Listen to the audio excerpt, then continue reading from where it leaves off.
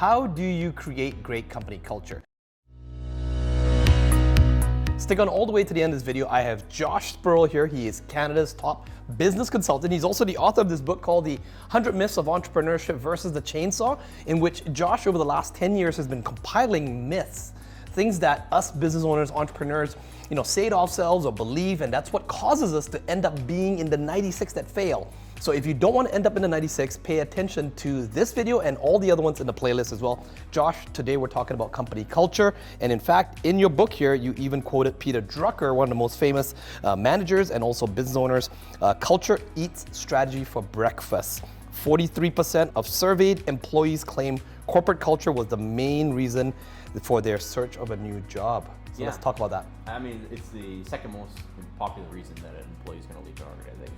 The second, right? Second most. I mean, the most common reason is there's no opportunity for advancement. Right. There's no opportunity for They plateaued somehow, yeah. So it's going to be progression, culture, work-life balance, pay, in that order. Pay is number 4. Most people are surprised by that. Yeah, right? most business owners always think pay is the number one, but it's not. Number 1, right? It's number 4. I mean, it's important. It's up there. They're not going to work for free. Yeah. But at the same time, if you pay them a little bit more, but they're a complete dead end in their career, yeah, well, you might lose an employee. Yeah, but isn't all this culture stuff a bit of woo-woo? Isn't it kind of like the whole Silicon Valley? Is that what we're talking about here? Like, the Google work culture or the Facebook, headquarters and... Statistically, no.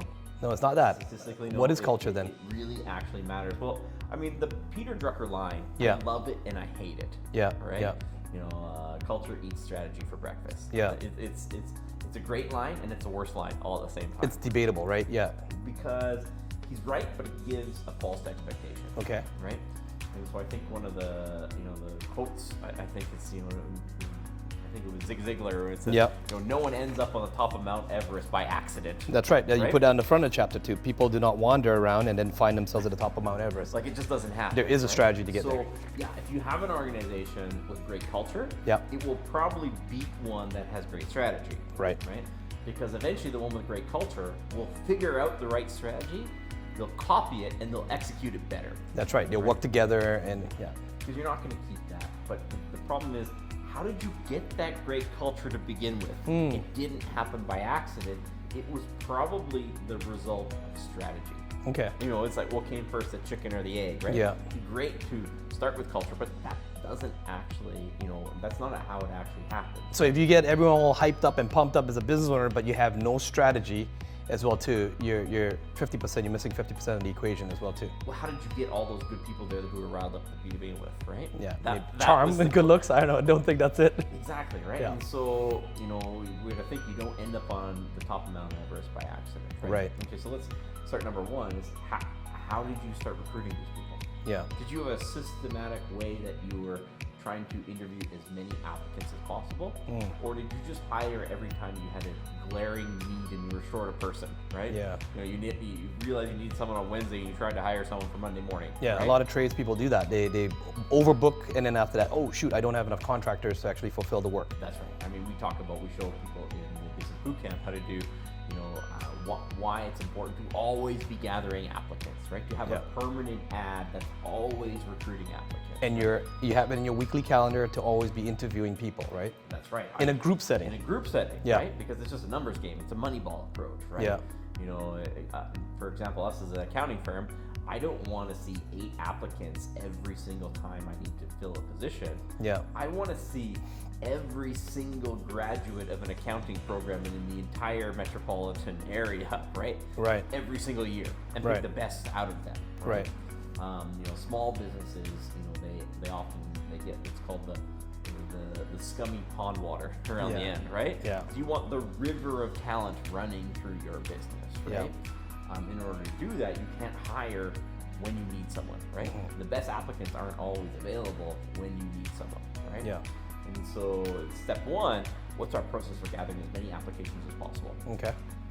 Step 2, what's our process for meeting as many of those applicants as possible face to face? Right. Okay. We don't read resumes because, if your resumes, 75% of your resume has lies in it, right? Yeah. So how many applicants did you meet face to face, right? Yeah. Let's rely on that first, right? Yeah.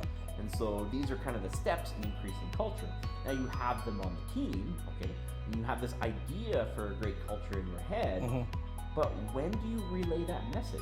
How do you do it, right? So imagine someone has an okay idea of culture, and every single week they have time carved out in their calendar to meet with their team.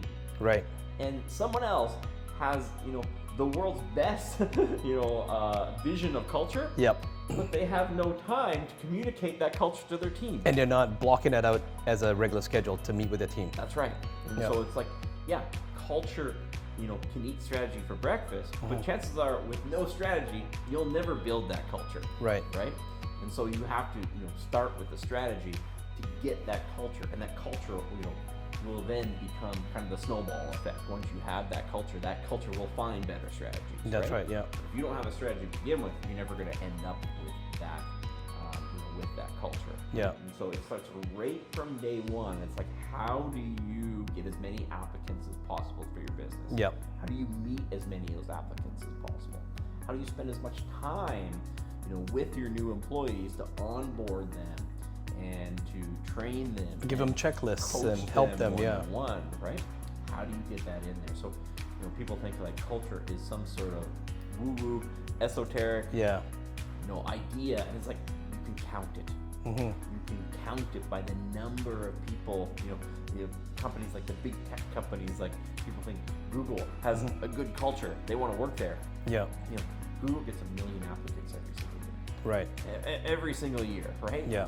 They're getting 7 figures of applicants in there. It starts right from that. It's not just that they get the one crappy applicant and they magically come into this Google culture and it works. It's like, no, they had a strategy, right? Yeah. They brought on A quality people into that culture. And by the way, we're not going to cover it in this video, but we have covered it in other videos here.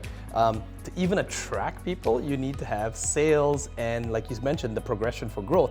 You as the business owner has to have a strategy for growing the business with scalable marketing. That's right. In order for people to want to come and even work at your company because they can see you're growing. That's correct? Right. I mean, so you have a great culture. Yep. And not get no opportunity for growth. Scum water, Right? You don't know how to market. Yeah. Right? Well, these strategies feed into the culture. Right, okay. And you're generally going to, for as good as that line sounds, and he's correct, right?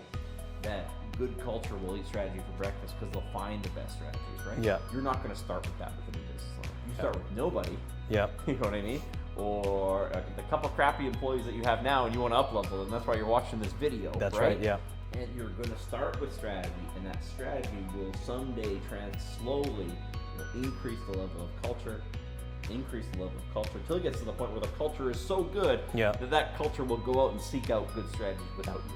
Right, and that what we're talking about here, this is like a 1 year, 2 year, even 10-year plan, this right? Is a decade. Yeah, right. Like building culture is a decade plan. It's okay. a minimum of a decade if you're starting from scratch, right? Yeah. And it starts all the way back at the beginning. So, like I said, that line, it's the best line and it's the worst line. Right, because it's very misleading. Yeah. It's true, but it's misleading in how you get there. Gotcha. Okay. And Josh, in your book here, you also talk about like the A players and the B players and how that affects the strategy and so forth. Can you talk a little bit more about that? I mean, ultimately, a small group of A players will run circles around a large group of B and C players. Right. And that's how it is, right? Yeah. And so your goal is to find as many of these A players as possible. Right? Yeah. And it comes from, did I see enough people? Did I get enough applicants? Did I meet enough people? When I brought them in, what was the way that I up-leveled them? Yeah. Right? And how did I paint the vision that they want to be a part of? That's right. And if you don't have a strategy and you don't have a future and progression for growth, these A players are not going to stick with your company either. Stick around, right? And if you have too many B players or C players, it's also going to drive the A players away. That's a big.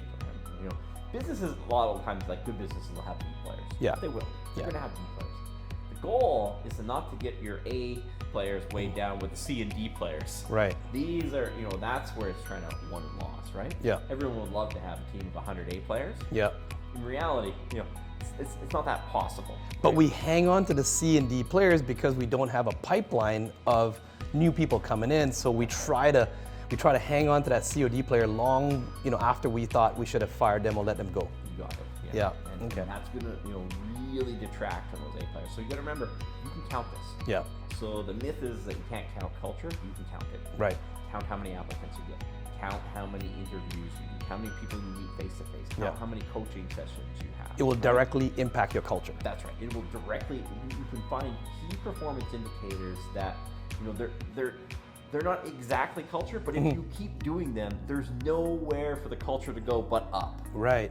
Yeah. If you have more sessions with your employees, more training sessions with your employees, it's not going to reduce your culture, right? Right. And so keep track of the things that you can count. It's If you train them to time block, then they can also know when they predictably can take vacations. That's their work-life balance. That's another area that they value as well too, right? It's like the baseball player. Like their goal is to hit a home run. Yeah. They can't really control hitting a home run every game.